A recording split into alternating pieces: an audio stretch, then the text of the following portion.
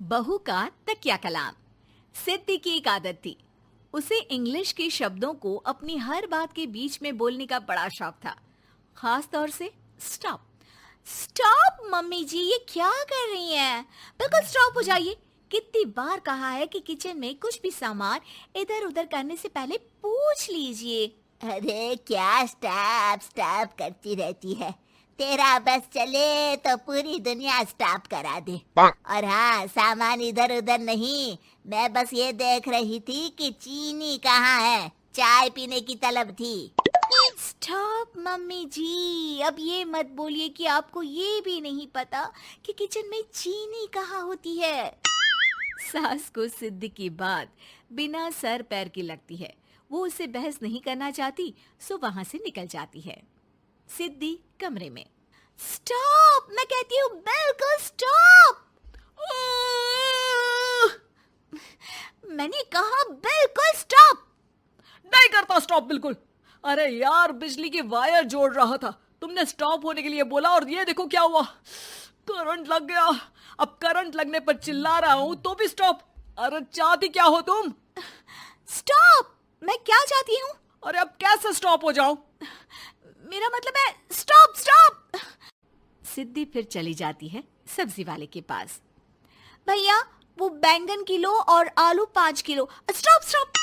काफी देर होने के बाद भी सिद्धि को उसका सामान नहीं मिलता।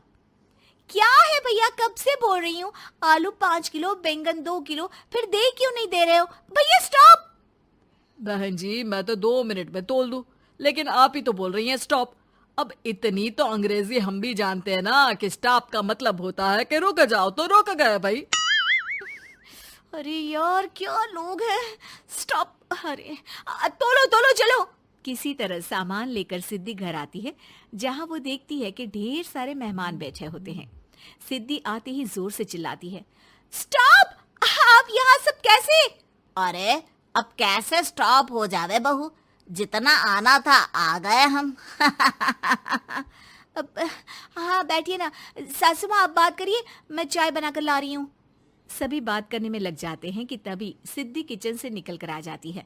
Stop stop. अरे क्या खाएंगे आप लोग? पकौड़ी बना दूं या चीला, या फिर इडली बना दूं?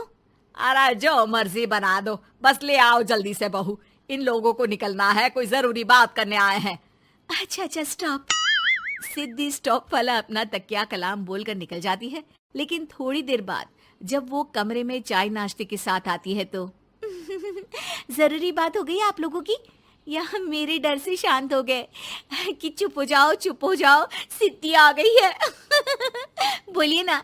बस जैसे ही सिद्धि ने कहा बोलिए ना, घर में चकर पकर की आवाज गूंजने लगती है। अरे तुम स्टॉप क्या बोल कर गई, सभी शांत हो गए, अब बात शुरू करेंगे। हाँ भाई, बहू तुम वो स्टॉप बोल कर गई तो हम लोगों को लगा कि शायद तुम भी सुनना चाहती हो कि हम लोग क्या बात कर रहे हैं। फिर जो मेहमानों की बात शुरू होती है वो घंटों बीत जाते हैं, चलती ही रहती है। अरे तेरे स्टॉप के चक्कर में दोपहर हो गई, अब जाकर सबके लिए जा खाना बना कर लिया। तभी स्टॉप नहीं बोला होता तो अब तक बात खत्म हो चुकी होती। बेचारी सिद्धि करती भी क्या, खुद के स्टॉप बोलने की आदत से खुद ही परेशानी मोल लेती है। आप लोग खाना खाकर जाइए, हाँ मैं जा रही हूँ बनाने। मम्मी जी, लेकिन स्टॉप, मैं ना खाना बना कर लाती हूँ। सिद्धि सबको खाना खिलाकर विदा करती है। पूरी तरह से थक चुकी सिद्धि शाम को पार्क में वॉक करने जाती है। स्टॉप यार, आज तो मैंने बहुत खा लिया, पेट लग रहा है कि फट ही जाएगा। सहेली एक जगह खड़ी होकर सिद्धि की बातें सुनती है। सिद्धि उसे दिन भर की सारी बातें कहती हैं।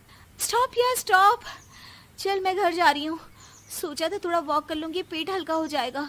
सारा दिन काम कर करके थक भी गई थी, लेकिन यार तेरे कारण बस खड़ी ही रह गई। वैसे तो पार्क करने क्या आई थी? और यार बड़ी अजीब लड़की है, मैंने कितनी बार बोला कि मैं वॉक पर आई थी, लेकिन तू स्टॉप स्टॉप बोलकर रोक लेती थी मुझे। यार प्लीज अब तू जा, मैं वॉक करके ही घर जाऊंगी। ओ यार, वो स्टॉप तो मेरा तकिया कलाम है। घर के सभी लोग सिद्धि के स्टॉप से परेशान थे। वे कभी उसके बोलने पर स्टॉप हो जाते तो मुसीबत आ जाती, कभी नहीं होते तो भी मुसीबत आ जाती।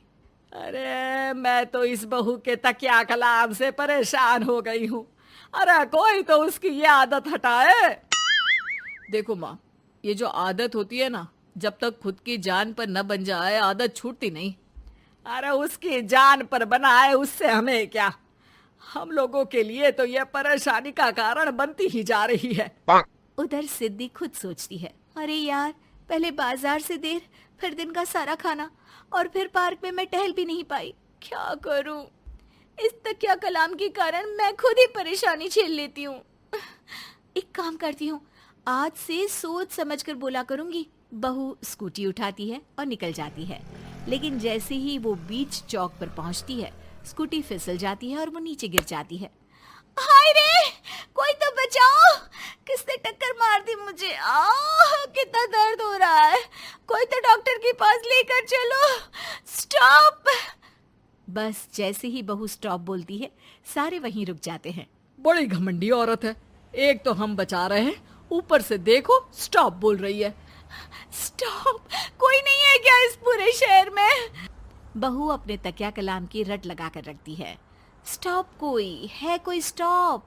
लोग उसकी मदद के लिए आगे तो आते हैं, लेकिन जैसे ही उसका तकिया कलाम सुनते हैं, वहां से निकल जाते हैं।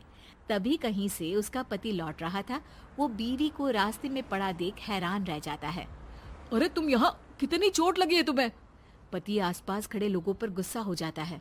आप लोगों को दिखाई नहीं दे रहा कि मेरी बीवी को चोट लगी है? कोई भी नहीं है जो उसे उठाकर बिठा सके? अरे भाई साहब, कोई क्या मदद करे इस महिला की? और इतनी घमंडी है, जब भी इन्हें उठाने की कोशिश करो स्टॉप स्टॉप बोल देती है। स्टॉप! ये क्या बोल रहे हैं आप लोग? मैं पिछले आधे घंटे से दर्द सह रही हूँ। स्टॉप! पति समझ जाता है कि मामला क्या है। वो सर पर हाथ रख लेता है, लेकिन जल्दी ही बीवी को डॉक्टर के पास ले जाता है। ओह, इन्हें तो बहुत ज्यादा चोट लगी है। आप लोगों ने इन्हें लाने में कुछ ज्यादा ही देर कर दी है। रुकिए, मैं चेक करता हूँ। डॉक्टर जैसे ही बहू के पास पहुँचता है। हाँ तो मैम, कहाँ चोट लगी है आपको? यहाँ? स्टॉप! डॉक्टर देखते देखते अचानक रुक जाता है। अब भी स्टॉप? अरे नहीं नहीं डॉक्टर साहब, अब तो सपने में भी स्टॉप नहीं बोलूंगी।